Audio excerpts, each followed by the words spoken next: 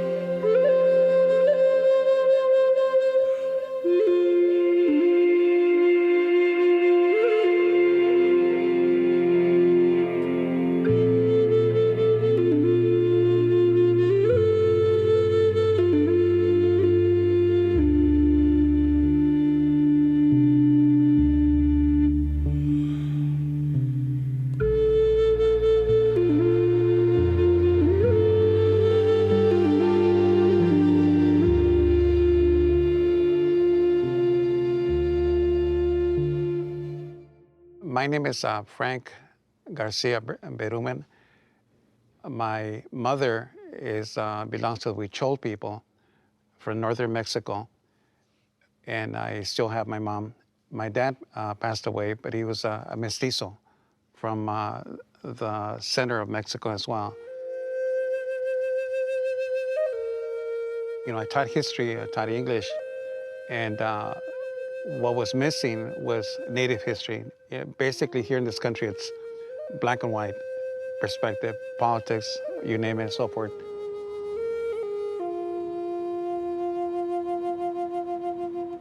When I was growing up, I remember the stereotypes, and then, of course, Indians always going hoo-hoo like this, and then the Native women walking with tight pants, you know, that sort of thing. It was kind of just insulting. My name is Hene Gigamon. I'm a member of the Kiowa tribe of Oklahoma, and I am an emeritus professor of theater in the UCLA School of Theater, Film, and Television. I'm a writer, director, and producer, and all-round champion of the cause.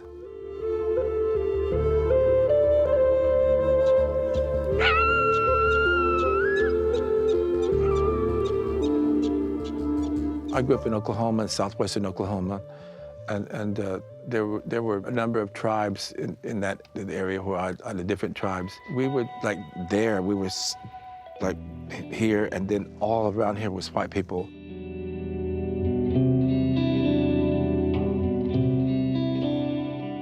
It was like being in a kind of an open space where you're just constricted, but you knew that the white people controlled everything. They controlled the rents in the houses, they owned the houses, they ran the schools, they ran the businesses, everything was theirs. It was all, and they controlled the land base, everything.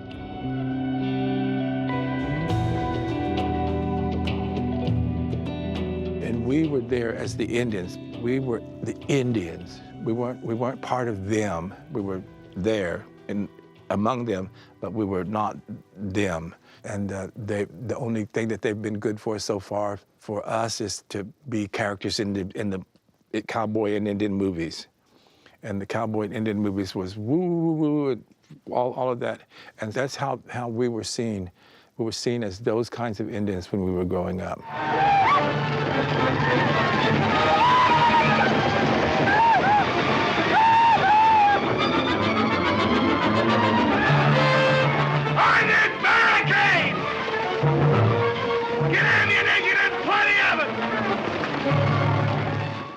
My name is Irene Bedard.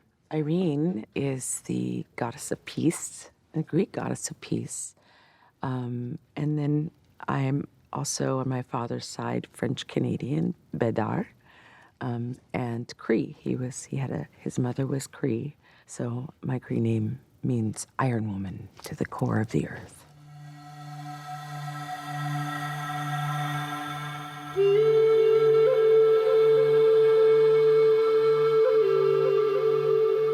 I even had a birthday cake one year. I don't remember, maybe I was 6 or 7, where it was cowboys and Indians. And we all wanted to be the cowboys because the Indians were the bad guys. you know?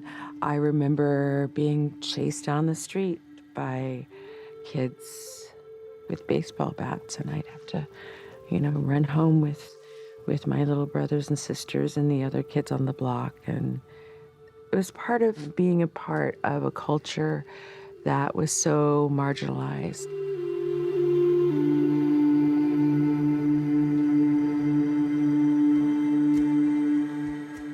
But of course, what have we been shown over and over again? This violence, this idea of the savage, this, not even so many after that, so many decades of not even Native people portraying Native people. So there's no cultural perspective that's being shown there.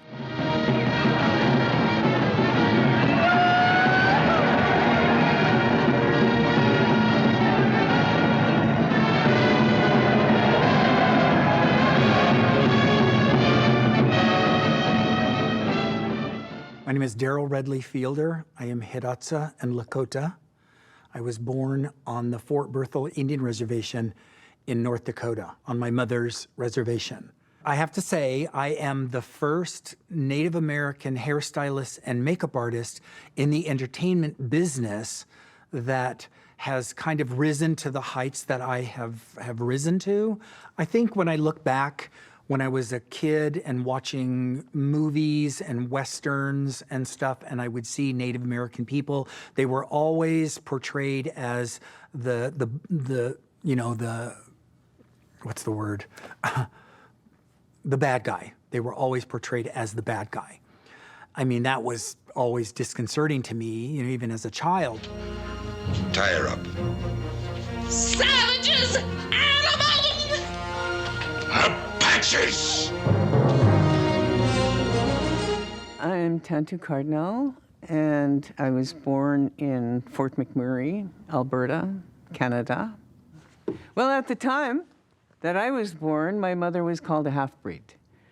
But that's since been changed and cleaned up a little bit, so now we're referred to as Métis people. And now we are included in the Constitution.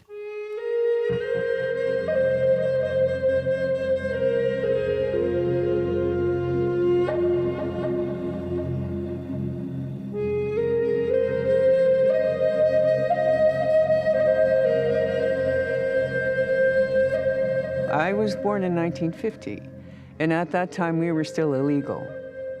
Our language was subverted, our religious practices, for lack of a better term, our communication with greater force, creative force, was unlawful.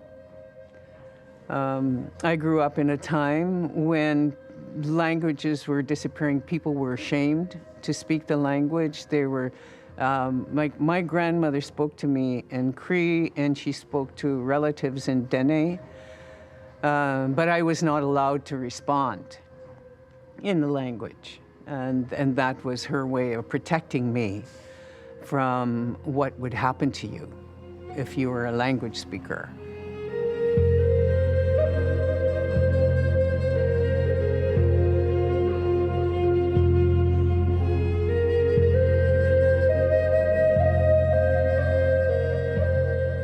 I think from the very beginning, when Europeans came, obviously they had a different culture.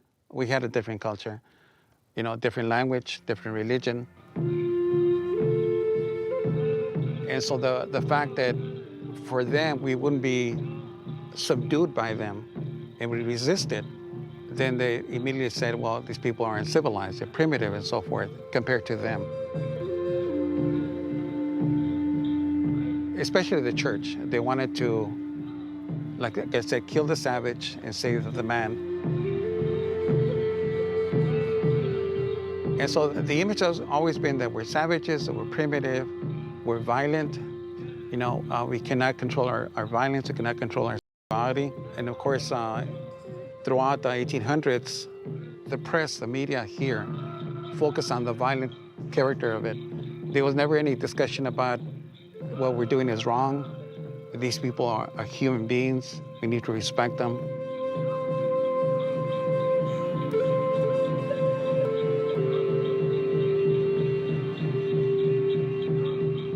At the end of the Indian Wars, at the end of the 1800s, they developed a nostalgia for the Old West. After it ended, there was Buffalo Bill's Wild West show and other shows that travel around the world, basically romanticizing the Old West. You know, typically you had the Indian trying to scalp the hero and, you know, the white woman and so forth.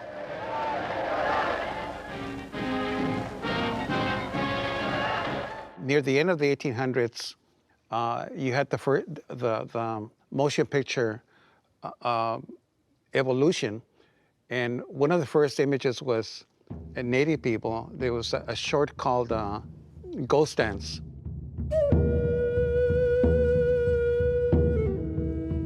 The Ghost Dance and the Lakota people were dances that they did within the reservation. It was part of a movement of a nostalgia because people were depressed, sad, hungry, and so forth, and it reawakened their sense of identity. And so this short film of the Ghost Dance was the first image that I'm aware of Native people. And some companies, like Path actually, had Native performers and writers and so forth. And so they were pretty popular. They focused mostly on mixed marriages, about the defects of people that were somewhat tainted because they had Indian blood, that we couldn't control our sexuality and violence, that kind of scenario.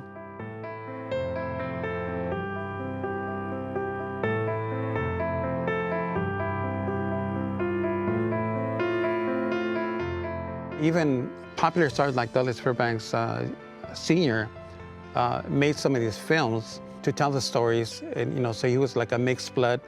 They lived in the forest. His tribe was gone. Everybody was dead. He had no friends.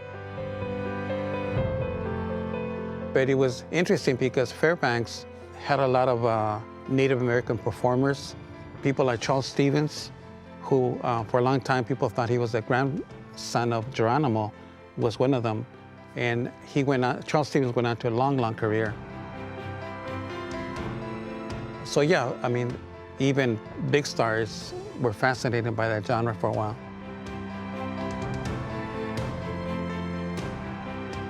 One of my favorite American Indian themed movies from the silent era was The Squaw Man. I think a lot of people respond to The Squaw Man because it actually has a real human story in it. And the interesting thing, the difference was that there was no dialogue. Of course, it's silent. So you were watching the faces, you were watching the emotions, you were watching the physical expressions. This is what a real Indian looks like without any special effects or sound or corny dialogue that somebody wrote that they would never say in the first place. For a period of about 15 years, that type of movies were very popular. It reminded people of what they had lived through, at least the older people, and what young people were learning now in school. And that was basically gone. Main part of America at that time, this was in the early 1800s, was on the eastern side of the United States. And they sent Lewis and Clark out to explore the rest of it and came all the way to the Pacific coast and saw that America was a huge, huge, huge country with all kinds of resources and everything. And they went back and told the people in the East, this is a country, we don't have to stay just right here. We should be moving this way. The Indians were there, and they knew that the Indians were there and that they'd have to deal with them. So arrogantly, the American government took it upon itself to say, this is our destiny. Our destiny is to take our country all the way to the Pacific Ocean, and that's what we're going to do, and nobody's going to stop us. Nobody. The Indians aren't going to stop us. Mexico's not going to stop us. France is not going to stop us. England's not going to stop us. We're going to take this whole continent and make it America. And whoever gets in the way, too bad. And the Indians were in the way.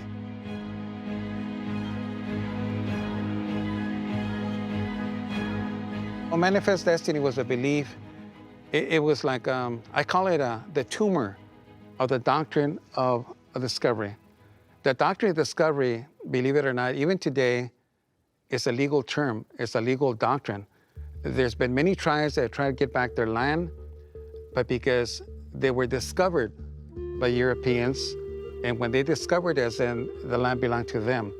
They've lost many in the Supreme Court. They've lost Supreme Court cases because the doctrine of discovery still exists in the courts in this country. And so then Manifest Destiny simply meant that the belief that they were destined by God to expand from sea to shining sea. And so then anything you did on the way of doing that was, God was happy with it. And so then by any means necessary. And that essentially was Manifest Destiny. You can see this from the very beginning in the speeches and writings of George Washington, Thomas Jefferson, Andrew Jackson, even Lincoln believed in it. So, of course, today we still have the image somehow of American exceptionalism, like we're unique in the world because of all the wonderful good things that we did. But the reality is totally different.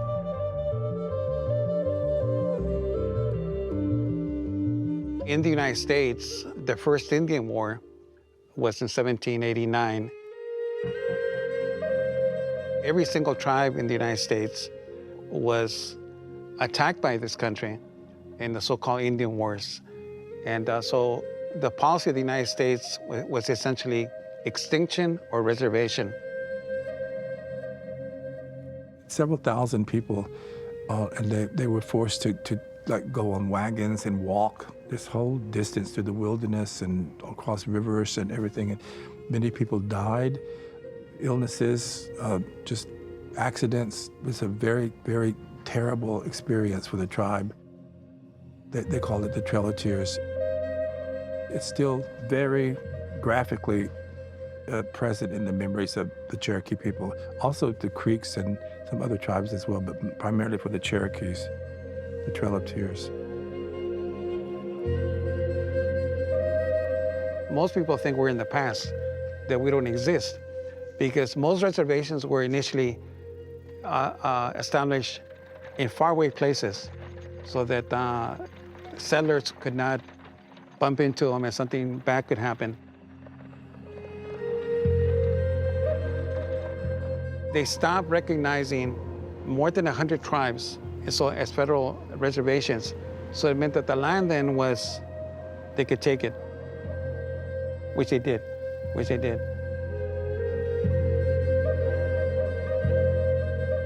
Now, sometimes people think that it was kind of a wonderful place to be and so forth, but there was diseases, brutality, starvation or near starvation and so forth. And people couldn't leave. If you left, they would track you down and either kill you or bring you back into the reservation. So essentially that history was romanticized in U.S. history. It was justified, genocide was justified in the fact that they wanted the land.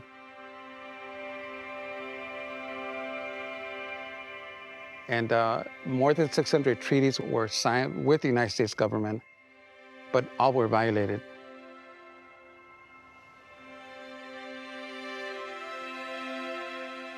What happens in the 1930s with the Great Depression, some people look for scapegoats.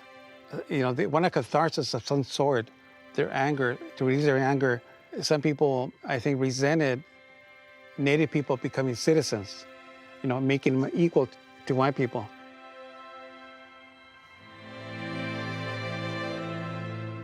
In 1925, Native people were finally given citizenship. And so then it was a little incentive for Native people then to be able to participate in voting and so forth.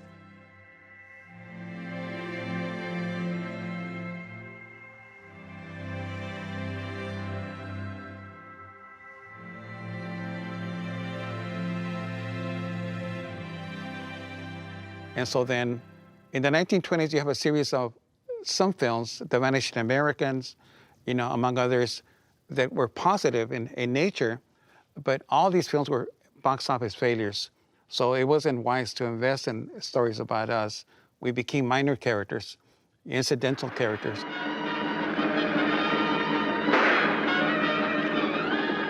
And then essentially, whenever the story or the screenplay kind of got boring, they had Indians screaming and attacking people, right? Basically, faceless people with no life, no culture, nothing else. Stagecoach is a very important Western for a lot of reasons. Unfortunately, the stereotypes were more the same. You saw this hundreds of Apaches attacking a stagecoach, screaming and so forth. The film made Ford an important director, and of course, very well directed. The characters, the script, but the native images just are terrible, completely terrible. There was another movie called Geronimo in 1939. It's kind of bloodthirsty image of Geronimo. Geronimo has always been the most hated Indian in the United States, then, yesterday, and today. And so then it was a sensationalist, violent-prone film. It didn't have much of a plot other than these bloodthirsty savages attacking stagecoaches, burning buildings, that sort of thing.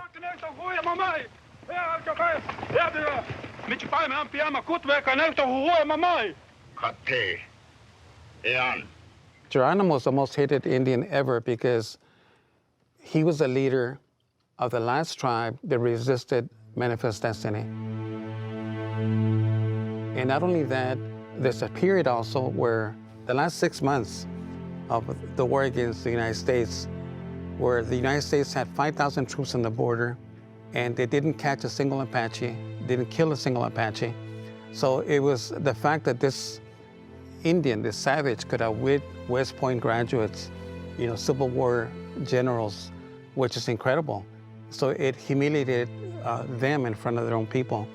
And I think they never forgave him for that. I think that part of the reason that the Apache, not only Geronimo and the warriors, but the women and the children, were given 27 years in prison, is unprecedented, even for Native people, is part of the reason. They wanted to completely wipe them out and move them away from any media or anything else.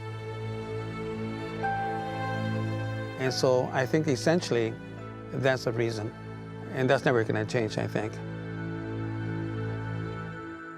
That group of films, are very important, but it also perpetuated basically some of the worst images of Indigenous people. Presents for my brothers, the Cheyenne. You red hyenas. The Plainsman was 1936. There's a scene where they put on the women's clothing and this, brasiers and whatnot. It's kind of comical, tragic comic. Oh. Not so warm. It was an attempt to undermine a community that clearly was here before them. And so the idea was to denigrate them. And he did that by making them look foolish, childlike,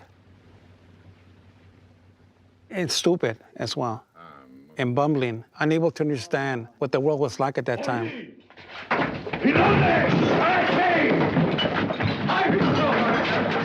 And of course, the permanent stereotype of that Indian males lusted after white women and wanted to seduce them and them and the whole thing.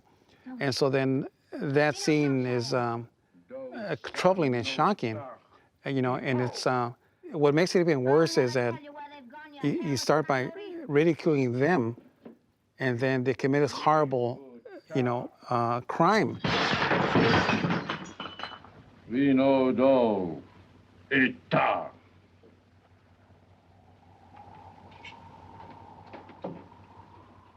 All the policy kind of perpetuated that attitude that Native people were primitive, they were uncivilized. Even the institution that you think would be supportive, the churches, they wanted to civilize you. The boarding schools developed in the early 1800s precisely to, you know, what they called to kill the savage but save the man. And so then kids in reservations were taken by force from the parents, sent to boarding schools where many of them died of diseases and so forth. And this went on into the early 1900s. On the one hand, we have the Navajo as we find him in the desert. Few of these boys and girls have ever seen a white man. Yet, through the agencies of the government, they are being rapidly brought from their state of comparative savagery and barbarism to one of civilization.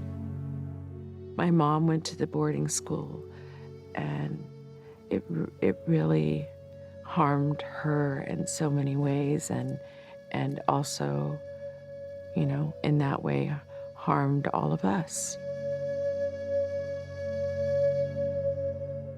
Its intent was to rip families apart, and it worked. You know, even though we stayed together as a family, there was a lot of harm that came out of that multi-generational trauma.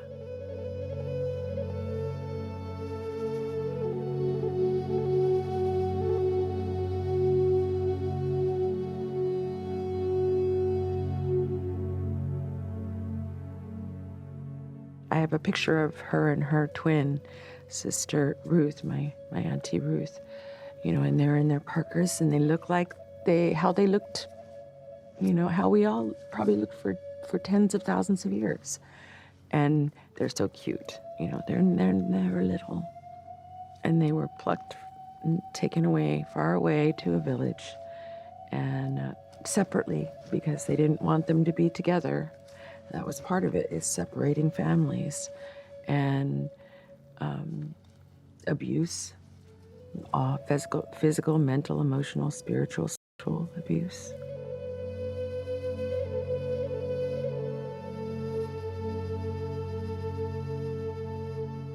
My mother went to boarding school and my aunts went to boarding school. I didn't, luckily.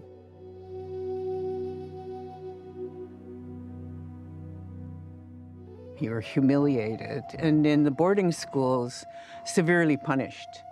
I spoke with an old woman who told me that she was caught speaking her language, so the nun made her kneel in front of the class and put a brand new clothespin on her tongue so that the students would see what happens to you when you speak that devil language.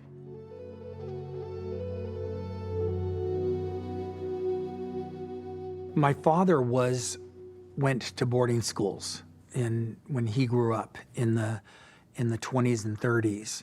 They were all sent to boarding schools.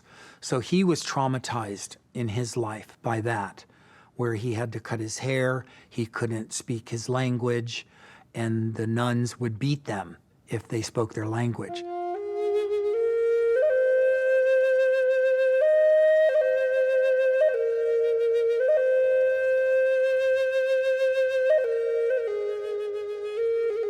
And now it's coming to light in the stories that we're seeing exactly what was happening, and the trauma and the abuse and the murder and everything that has gone on. But this has been going on for 500 years.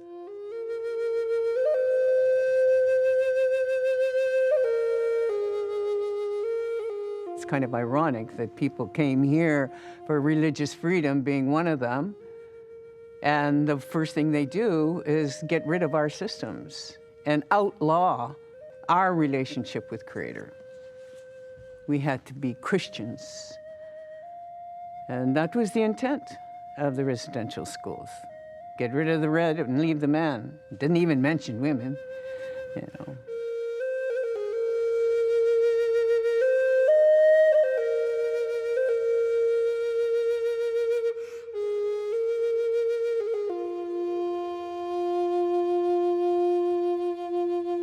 I think that World War II was more than World War I, an opportunity for the U.S. Armed Forces essentially to to recruit high numbers of Native people, emphasizing that they were warriors. And so that was a huge attraction. It was also a way to get out of the reservation, you know, with poverty and alcoholism and whatnot. And so then many of them did. And many of them became highly decorated soldiers. That experience definitely changed them, the Native community. They saw the world. They saw, you know, good and bad white people. They saw the Nazis. They saw people that were not like them. They saw good people, bad people, you know, different geographies, different countries, languages. And so then that made a huge, huge difference, you know, and when they went back home, you know, they were honored by their tribes for fighting for the medals and so forth. And also, I think that it was very instrumental in developing a Native identity within the United States of America. Because before it was, you belong to your tribe in the reservation, but most of them had never left. So you had huge numbers of Native males join the armed forces in all theaters of war. Ira Hayes was a Pima, a small tribe in Arizona, and he is famous, of course, for being one of the Marines that raised the flag in Iwo Jima, important battle in the Pacific in World War II. During his service, he suffered a lot of discrimination and racism. He was often called chief. You know, they did the tomahawk, you know, kind of chant. When he came back, basically, he started drinking. He had trauma and also, you know, survival guilt. So he drank himself to death. And also the fact that, of course, many were traumatized, like Ira Hayes, you know, that never got the proper attention or the proper opportunities because of racism and so forth. It made them stronger and made them, you know, give them a real sense that they were part of this country. And now that they were citizens and veterans, they had the right to demand things, and they had representatives, and that they had to hold them accountable. That also did a lot in the sense of public relations and the media. They began to cover us more and see us as human beings rather than the screaming guy in the horse kidnapping women and children and so forth. Sociological factors were instrumental in Hollywood also becoming more conscientious about how they portray us as well.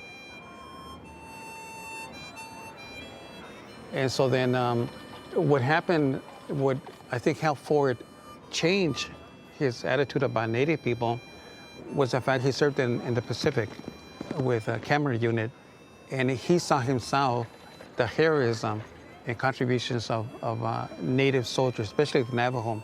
And so I think that really softened and informed them to have a different attitude about Native people.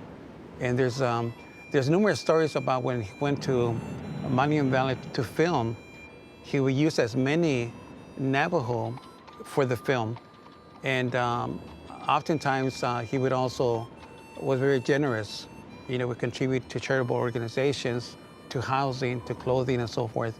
So it really changed them, I think, profoundly, the World War II. And I think from that point onward, he looked for a script that would be an apology. It wasn't until Cheyenne Adam he was able to do that. You made one of the most heroic marches in history. You deserve to go back to your own homeland and stay there in peace. I'm sure that the people of this country will understand and will agree when they hear the facts. Now, will you take the gamble? The people. Who will tell them? Who will tell the people about Fort Robinson? I will. I promise you. The Ford was romanticizing these soldiers. I'm not saying that all of them were 100% evil, but I mean, they did what they did. And so then, but the reality is much worse than that. There was just so many massacres that everything from, you know, opening the stomachs and scalping and so forth. For each son, I take many scalps. And that's the other misconception, that Native people did not scalp until the English came, because the English used that against the Irish first. And then when they came here, they perpetuated. There's documents, there's speeches about the fact that they have scalping of Indians in their policy because they refused to obey the king. I mean, who, they had no idea who that guy was. So anyway, but yeah, no, the difference between history and reality is totally different, totally different. And of course, Hollywood perpetuated the romanticized perspective of this, of course. So here they are, the dog-faced soldiers, the regulars, the 50 cents a day professionals, riding the outposts of a nation. From Fort Reno to Fort Apache, from Sheridan to Stark, they were all the same. Men in dirty shirt blue and only a cold page in the history books to mark their passing. But wherever they rode and whatever they fought for, that place became the United States. Basically, perpetuating the same thing. So it isn't until like the late 40s, after the war, and some of the, people realizing the inhumanity of man to each other, and some of the newer directors, like Anthony Mann, Delmer Davis, people like that, who are younger and a little bit more to the left and radical, who then began to, create this body of film, beginning with The Devil's Doorway, Anthony Mann. The whites outnumber us, Father. The war's over, all the wars, even yours. The country's growing up. They gave me these stripes without testing my blood. I led a squad of white men. Slept in the same blankets with them, made out of the same pan. Held their heads when they died. Why should it be any different now? You are home. You are again an Indian. But it's a film without hope. I think it's a lot of ways a truer film because it was hopeless. By the end of the 1800s, Native people were broken. They're totally broken. Alcoholism taking its toll, suicide. We didn't know what to do. And so then it's a film that it's hard to watch. At least for me, it's heartbreaking. Where are the others? We're all gone.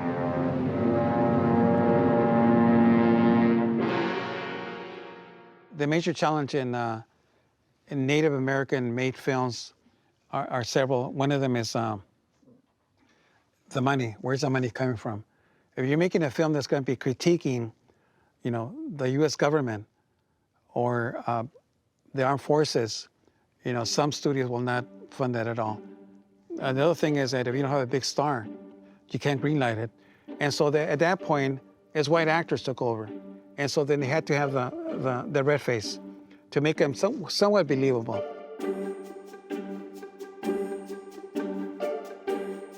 Obviously, the racism against Native people working in film, it was the fact that the excuse was that these people can sell tickets. These people are stars. So if you get some unknown Native actor, it's not going to be a success. And so that was another logic of the Hollywood studios at that time. Well, I think that Hollywood in the beginning, in the 30s, 40s, and 50s, they were just doing what they thought they needed to do in order to depict the indigenous people. I mean, they didn't hire indigenous actors, so they would use Caucasian actors and paint their faces red and put bad wigs on them and stuff. A lot of times Hollywood romanticizes Native Americans because there's something noble about us. So maybe there's a little bit of kind of white guilt in there a little bit. There's some anecdotes that some actors have told me, older actors that, live way back, that a lot of this dialogue that they said was in a sense like a catharsis for them. They were cussing out white people, right? Or threatening them. And for them, after all they had lived through, was something that they didn't necessarily want to do, but for a moment, they had some sense of power. If I do not return, General Quate will find you, and you will be dead and all your people. What then? Don't spazen that. I don't only can have. No, he is not a fool. You are.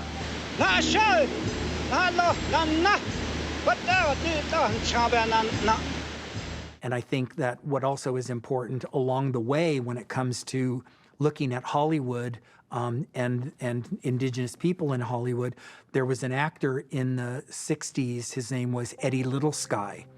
He was Ogallala Lakota from Pine Ridge, South Dakota. And he was in every sitcom, he was on Gilligan's Island, on F Troop. He was, anytime there was a Native person or Polynesian person, they called him. And he never gets a lot of talk because he was Lakota, he's from my people. But he was very prominent in the 60s and 70s. He was in Soldier Blue. He was in A Man Called Horse with Richard Harris. And so there's a lot of few people that were prominent back then that have not been really given their due, I feel.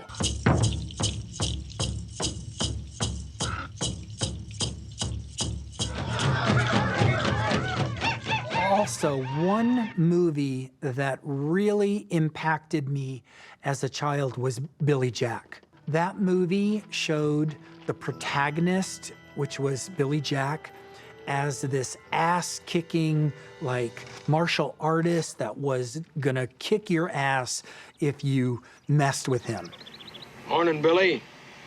You're illegally on Indian land. And when that movie came out, it for Native people, it was the first time that we saw ourselves as being a hero.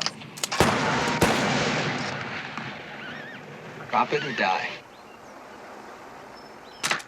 And during that time, in 1971, when that movie came out, that was when the American Indian movement was happening, and Alcatraz was being taken over by AIM and stuff. So there was a lot of social change happening for Indigenous people then, and there was a lot of unrest in America, especially with the government and Native people. It would be fitting and symbolic that ships from all over the world entering the Golden Gate would first see Indian land, and thus be reminded of the true history of this nation. Alcatraz in San Francisco Bay was a major media event because it was Alcatraz, known all over the world, a prison island, and the Indians occupied it. There were the Indian community and the activist Indian community in the Bay Area got together. Said, let's do something that will get people's attention, and that they got in the boats and went out and occupied Alcatraz, and the world media came there and filmed it and told the story, and people all over the world became aware that there were Indians that had issues, that had concerns, that had protest reality happening.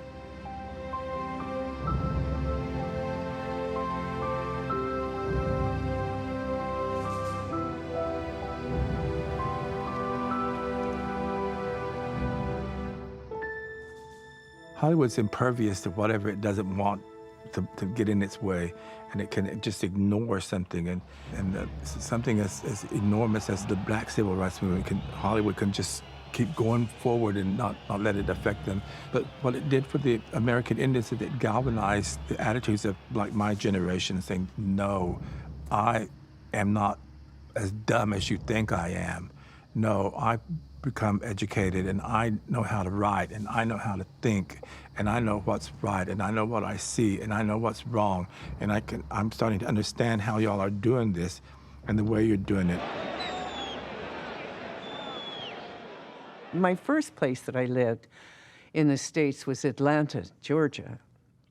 And because my husband at the time was an organizer in the Selma to Montgomery March. So that was my first inspiration about fighting for our humanity. That was my first influence, being in the States and hearing about the people. And there certainly was a need for us. And it seemed like it was an energy on the planet at the time. It was everywhere. It was the planet was just scrambling and moving for change. And so were my people. But my first foray into the world of justice and change was with the Black Civil Rights Movement.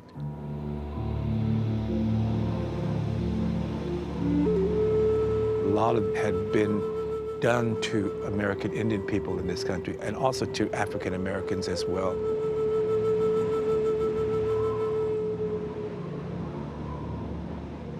The Vietnam conflict started happening, and civil rights started happening, and so some sense of, we've gotten some of this wrong. We're going to have to make some adjustments here to this reality, not because we have to, because we should.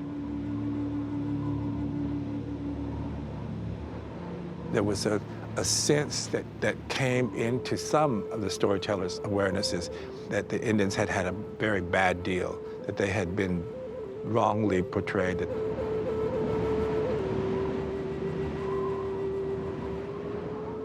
For me, the movie that I think did the most for me to really open up a vision of what Indian reality could be in a movie was Little Big Man. I don't understand it, Grandfather. Why would they kill women and children?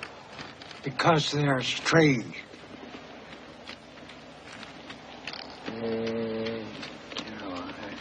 They do not seem to know where the center of the earth is.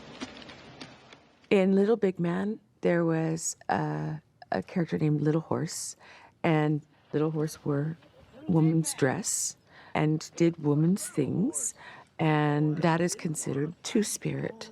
You know, the balance between man and woman in one person. Don't you remember me? This hurts me in my heart. I'm two-spirit. People don't understand what that is, that what a two-spirit person is you're called gay. And traditionally, two-spirit people, before colonization, before the Spanish came and everything, two-spirit people were very, very important in the tribe. They held a high place in the society and in the clans and in the rituals and in the ceremonies, because we were thought of a person that was a spirit in transition, going from masculine to feminine or feminine to masculine.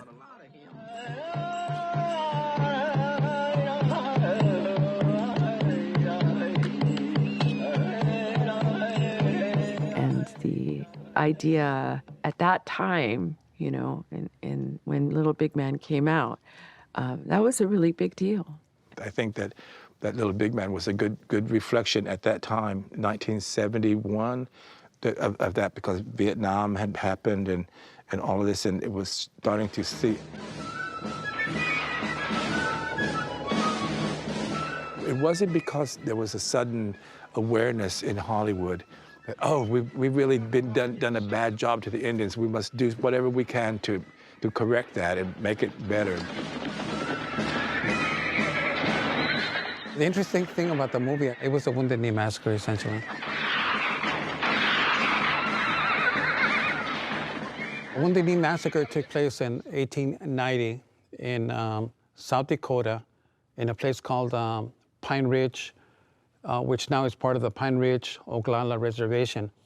And what happened there was a group of Oglala or Lakota who went to where the 7th Cavalry was stationed. They were going to surrender. There's even photos of some of the Oglala with the white flag dead in the ice.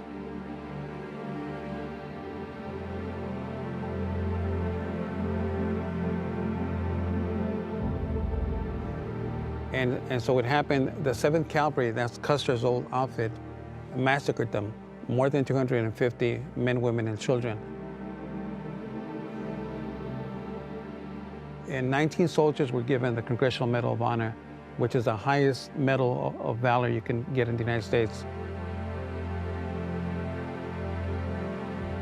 And so today, Wounded Knee, the site is in the Pine Ridge Reservation in South Dakota. And it's a place of, a sacred place of mourning and commemoration as well.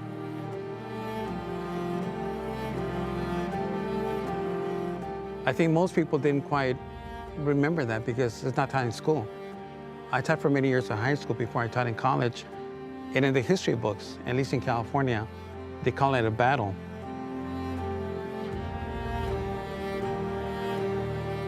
I think most white people, especially at that point, late 60s, 70s, would probably been completely ignorant. They might have thought simply it was just a massacre that was created for the film.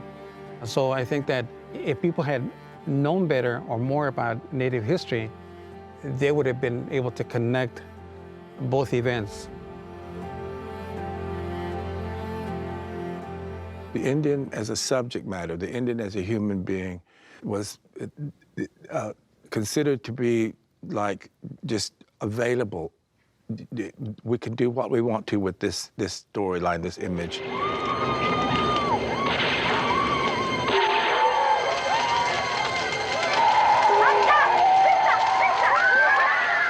Soldier Blue that was around the time of the My Lai massacres in Vietnam, you know, when the army was just going in and killing innocent people in villages. That was the metaphor, I think, that the same thing had been done to Indians, the same atrocities and tragedies, and it was a way to actually show that. They couldn't show footage of My Lai and make that into a movie, but they could do it with the Indians because they'd always done with Indians what they wanted to do with Indians.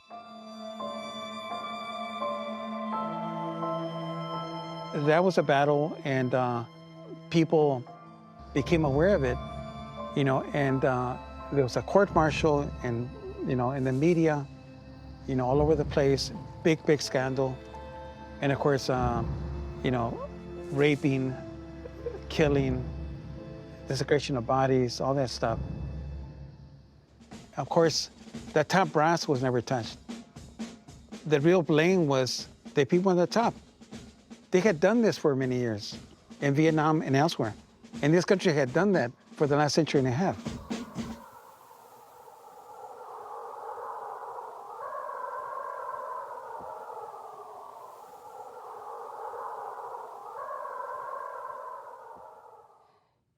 During the 70s, there was kind of an awakening. A lot of civil liberties were being questioned by a whole entire generation coming out of Martin Luther King, seeing that there was this generation that could understand that equality was not what was truly happening. And that had to do with women, it had to do with people of color. You know, there was also the Two-Spirited movement. There is a lot going on in terms of social justice, economic justice, environmental justice. One of the experiences of that was Wounded Knee. In 1973, there were hundreds of people that went there to make a stand, you know, about what was happening on the reservations. The American Indian movement came up with Russell Means, who was the leader of the American Indian movement, Dennis Banks, Clyde Belcourt, and many others who went to Wounded Knee and made a stand, and the FBI and then the military moved in. The leadership of the Oglala Sioux here present in Wounded Knee have declared Wounded Knee an independent country. From here further, if any spy from the United States of America is found within our borders, they will be dealt with as any spy in a time of war to be shot before a firing squad. It called attention to that, to land issues, to cultural issues, to spiritual issues. That too became a worldwide media event, and it brought enormous attention to the cause, enormous. But it also at the same time generated in my generation energy and positivity, and we can do it, and we don't have to be afraid, we don't have to hold back, we don't have to give in all the time. We can be heard. We have to be intelligent and smart to do it in a way that they will listen, that we can get through to them, and that they can't just ignore us.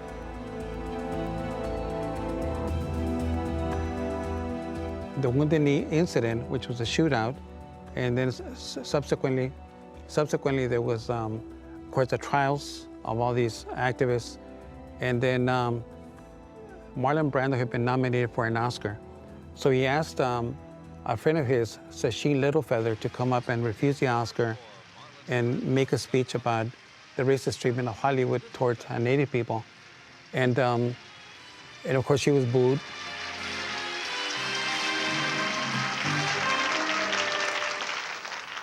Hello, my name is Sacheen Littlefeather. I'm Apache, and I'm president of the National Native American Affirmative Image Committee. I'm representing Marlon Brando this evening, and he has asked me to tell you in a very long speech, which I cannot share with you presently because of time, but I will be glad to share with the press afterwards, that he very regretfully cannot accept this very generous award. And the reasons for this being are the treatment of American Indians today by the film industry. Excuse me.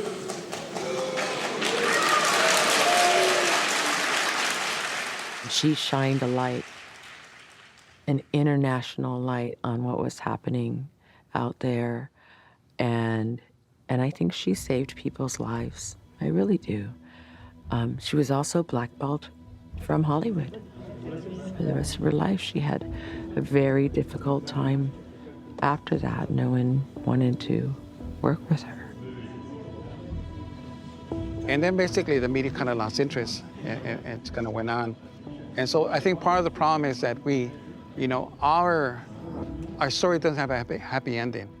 And the land will never be given back. And like I mentioned, even reservation land is under trustship of the federal government. So that's part of the issue. It's a sad story, and not too many people want to hear about sad stories. They want to read about success stories. So that's part of the problem, I think.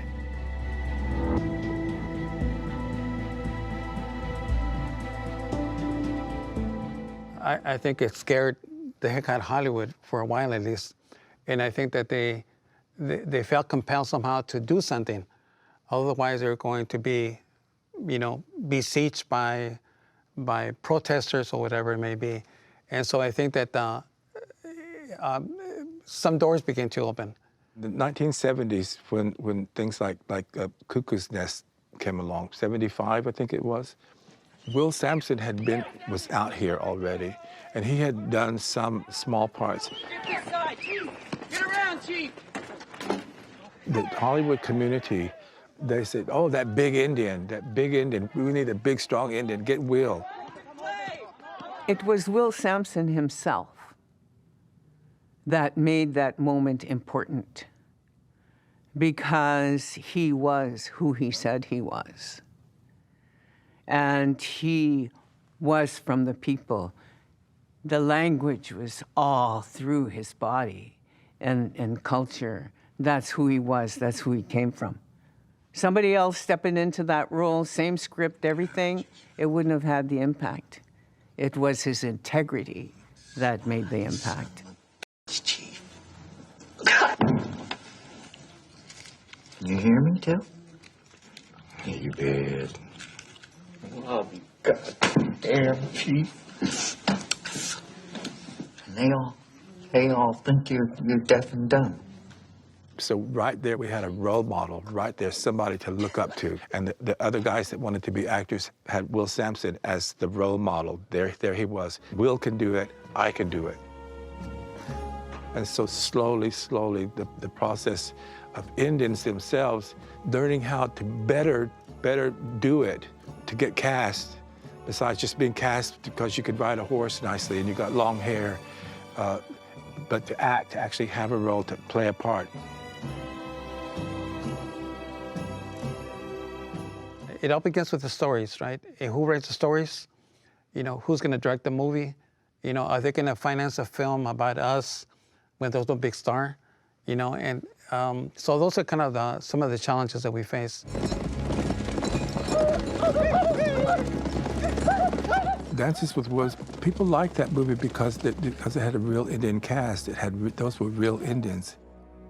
So it was almost a sensual difference in seeing these real Indians talking and doing things and interacting with a white man who was intelligently clever enough to be simpatico with the Indians and to get along with them. And they weren't his enemy per se. So it's a feel-good experience. And that was one of the first major Hollywood movies that portrayed us as human beings. It had huge impact. A lot of people watch that movie, and they watch it over and over again. We've come far, you and me. I will not forget you.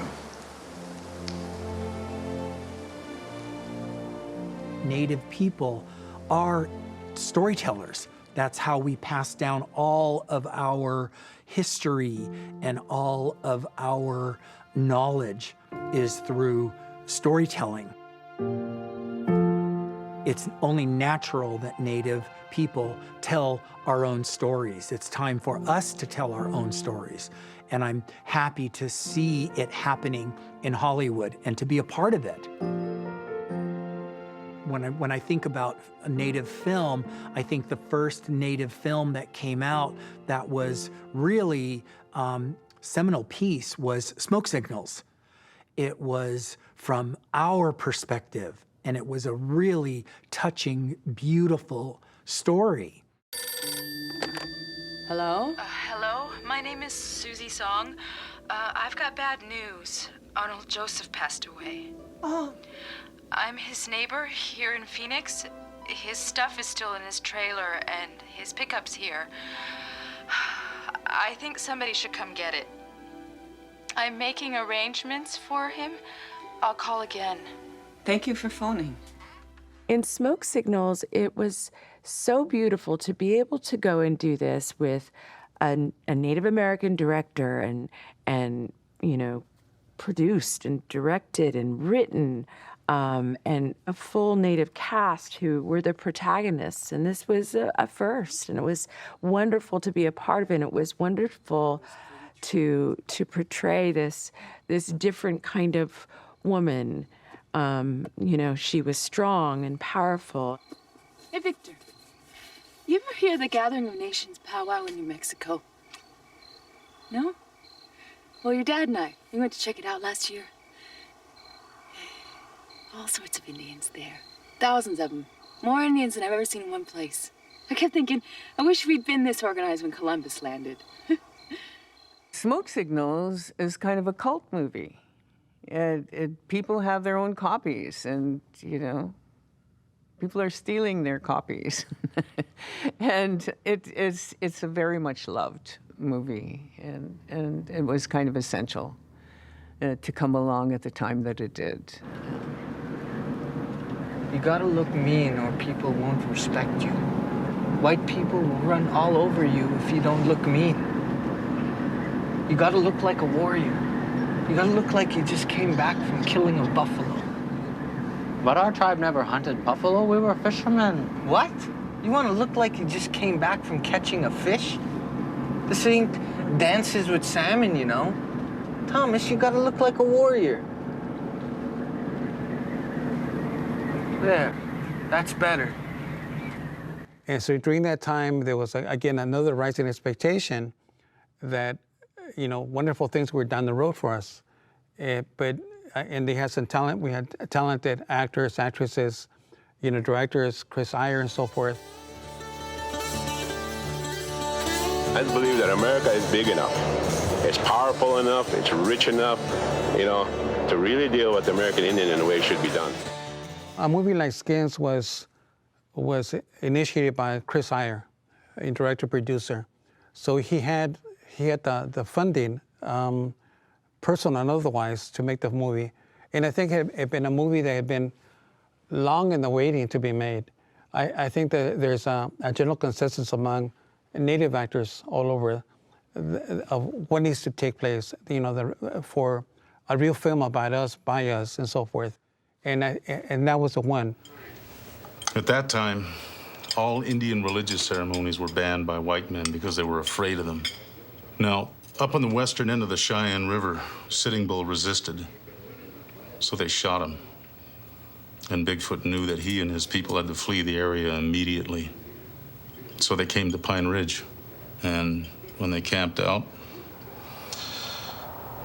the Wounded Knee troopers of the 7th Cavalry. That's Custer's old command. 7th Cavalry was called in to escort them to the reservation. There, the soldiers disarmed them. The Knee was nothing but a damn massacre of women and children. And of course, you had the Green character, a Vietnam vet who suffers trauma and also survival guilt. Well, maybe there is one thing you could do for me. What? Help me blow the nose off George Washington at Rushmore. For our people, just give them a good laugh. Maybe that's all we need. Where do you get these ideas? Why he wants to smear George Washington and Mount Rushmore is because Mount Rushmore is in the Black Hills, which, according to the Treaty of Fort Laramie, was going to be belonging to the Lakota forever and ever, in perpetuity. But of course, they took it. And of course, they built a monument. And I think that if you ever go to Pine Ridge, you could see the monument from there. And so it's like you have this 4 presidents, Washington, Jefferson, who were the planners, who set the policies of genocide for Native people. They had Lincoln, who was considered the greatest president, and did great things for African Americans and commendable. But for Native people, it was just the opposite. You would have thought that he would help people who need the most help, but he didn't. During his presidency, there was continuous wars. We had the largest mass hanging, in history of Native people. And of course, Teddy Roosevelt, who again is kind of bigger than life. But if you look at the national parks he set aside, he kicked out the Native people from there first. And so then, and he used to brag that, the only good Indian is a dead Indian. But of course, this is part of it, of the maleducation that we get in this country, in public education at least, that we're not taught, or people are not taught about us, the true history. And so the obsession of the Green character is that he wants to do something to those people, especially the founder. And that's part of his obsession. Our ancestors are waiting for you up there, Chia.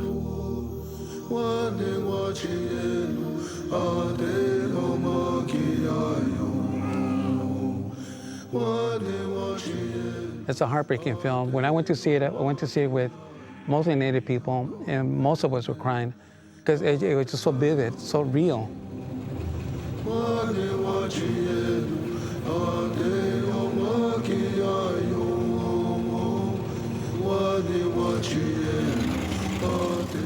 We come from a very resilient culture. We're still here, and we are making our mark now, and we're doing it clear-minded and clear-spirited. It was predestined many, many years, many hundreds of years ago, that the 7th generation, which is they're born now, are the ones that are going to lead the way for us with a clear mind, a clear heart, and a clear spirit.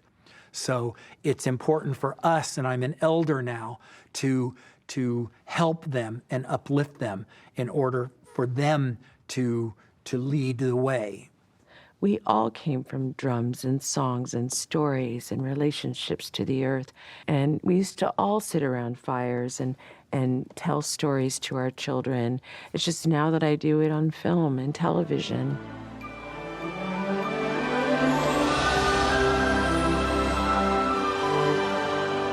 Got it. I even gave Pocahontas 13-year-old voice because she was only 13 when she threw herself upon John Smith and stopped a war from happening.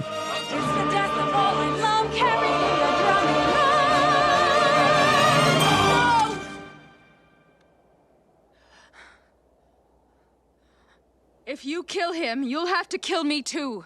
The Disney people said from the beginning that they were going with the popular romantic version of it. They knew what the actual story was. And they knew that there was no love story, that there was no real love story with John Smith and Pocahontas. They knew that. But they said that's not the movie that we are going to make. We're going to make this movie from this version of the Pocahontas story.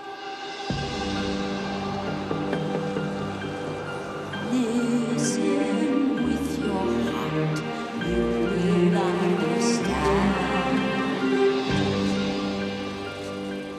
In so many ways, she was also a pawn that was sexualized and raped from the very beginning.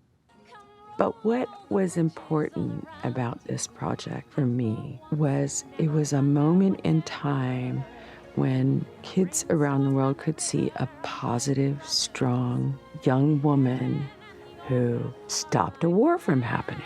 And we are all connected to each other in a circle, in a hoop that never ends. Part of our, how would you say, character as Native people is that, you know, I don't mean to, and this is not a vain statement, we're very humble. We're not into like making a lot of noise. And I think that, not that we're passive, it's just that we're beaten down so often and so much for so long that, and as much as we try to get beyond a certain point, we just are prevented from doing that. That's why I got into it in the first place, because I didn't appreciate how we were being presented to the world. And I wanted to tell the truth, and I wanted to change the stories that were being told. Abandoned 102 years ago. It's all dead. For 102 years. Private property. That's our people's land. Mm-hmm. It's not theirs to claim, never was, but the mess is theirs. When they abandoned the mine, they didn't clean it up properly. The tailings are old, and the creek runs into the river, and the arsenic levels are rising. And then Darlene came up with a script and to shoot in her own community with her cousins and her family and people in the community that are involved. It's time to warrior up. This is our land! This is our home! This is our land! And the character herself was so much of my world, so much of what was going on in my world at the time. I would have loved to have been able to have a place to go. Clean water! We need our home to be good for our children! That's what it felt like, finishing that movie and having the opportunity to have played in a movie, a whole movie, where I didn't have to watch my back. I didn't have to worry about wardrobe. We had an Indigenous woman doing wardrobe, and hair and makeup with these twin girls who are Indigenous, and everywhere I looked, there we were, and there we are. You think you can get everything?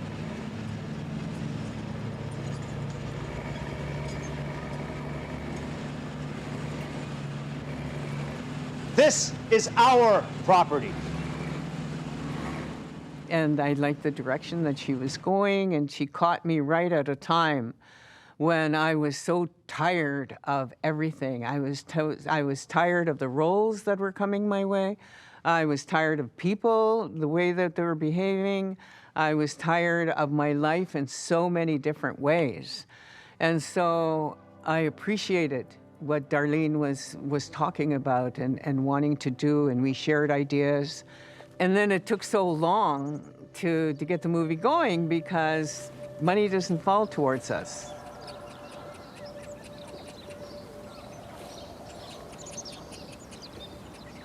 Now we've progressed. Now with these new, it's like the new cinema, which is all the Indigenous projects that are coming. And during that time, right in 2018, there was a lot of talk of like Indigenous series, and that's when Rutherford Falls began, and then Reservation Dogs. So I could tell and I could see that something was coming, and I could feel it. It's hard to be a warrior with dignity. Remember that. In my time, we gave everything. We died for our people. We died for our land. What are you gonna do? What are you gonna fight for? I just with you. But for real though, listen to what I said. Marinate on that. Oh, let's go. Ha! Wasn't until Martin Scorsese did Killers of the Flower Moon that it brought it to a global audience. That really did put Indigenous people on the map, and even with Lily Gladstone getting nominated for Best Actress, that was a pretty important moment for Indigenous people. You want dinner? Yeah.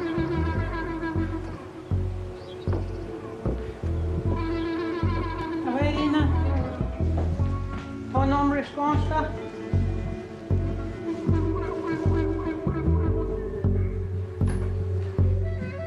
Killers tell us a very important story in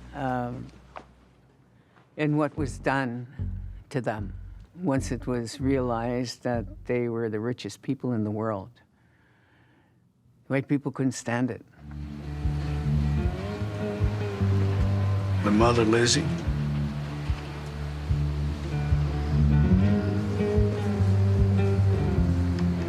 she's not in good shape. She won't last. Most Osage don't live past 50.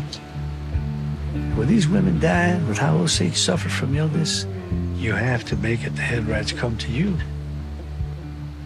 You see? Yeah.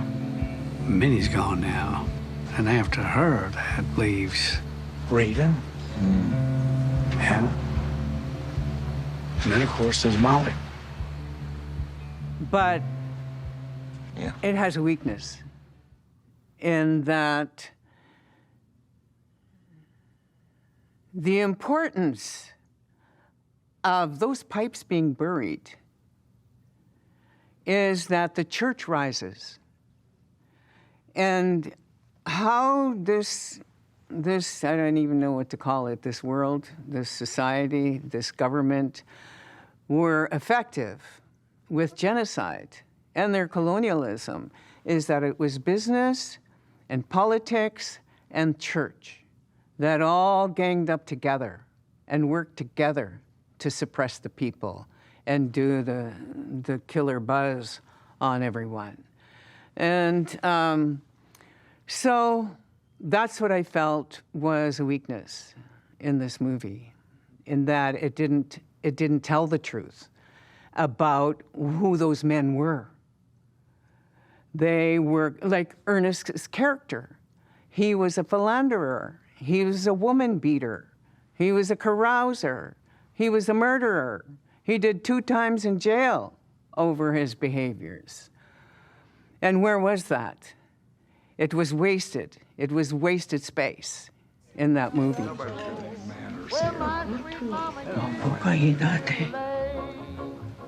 Oh, gosh.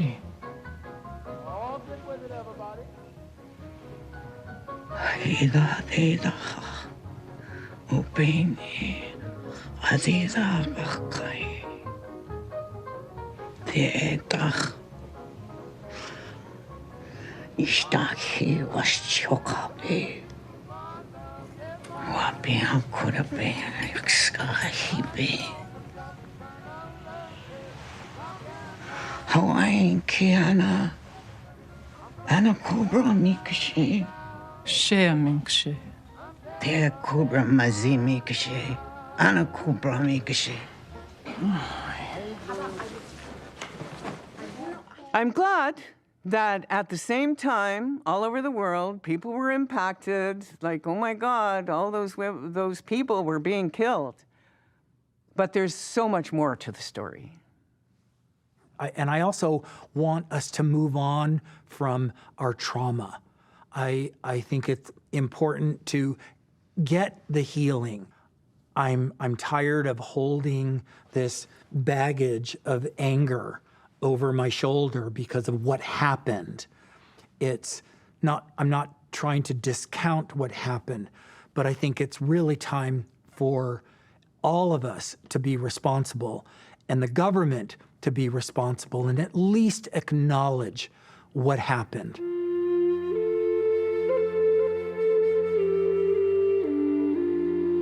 Now they talk about the fact, well, you're only 2%, so why should you be, covered and so forth.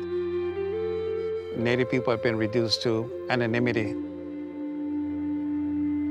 And I think that's why people like Geronimo and Sitting Bull, they continue to inspire us, When the worst of times, we survived. And if those are the worst of times, we have it a lot easier now because of them. We're here.